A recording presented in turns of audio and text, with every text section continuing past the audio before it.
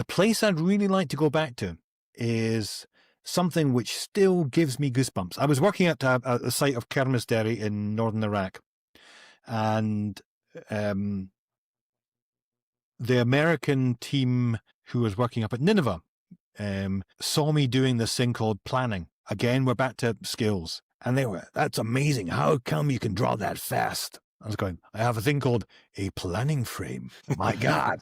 Would you come to Nineveh and would you plan this site for us? And so I went, fair enough. And Professor Trevor Watkins, who is possibly one of the coolest profs that ever has lived, allowed me to sort of, go off for 3 days to work at Nineveh. It's a place called the Halsey Gate.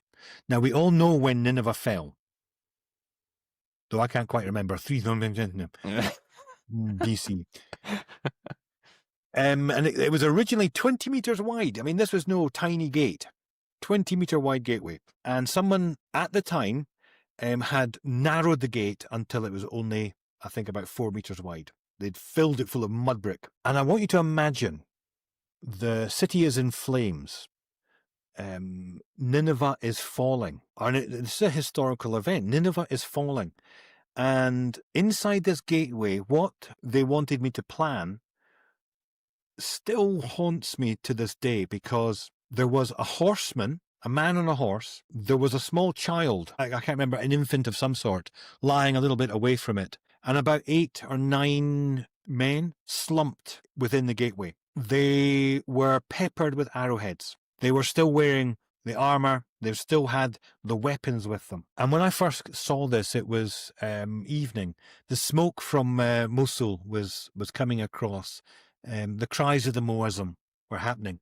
But at that point in time, I was taken back to a moment in history where, in my head, and this is one of the things that's important for an archaeologist is imagination. I was there when an officer in the army realized it was over. The city was going to fall. It was in flames. He gathers what's left of his men, 8 men. They get their spears, probably get their shields ready. He mounts his horse. Somebody gives him this child, which he puts into his arms. And they get behind the Halsey Gate. And at one point he goes, open the... Well, he does it obviously in cuneiform. He says the words, open the gate. They open the gate.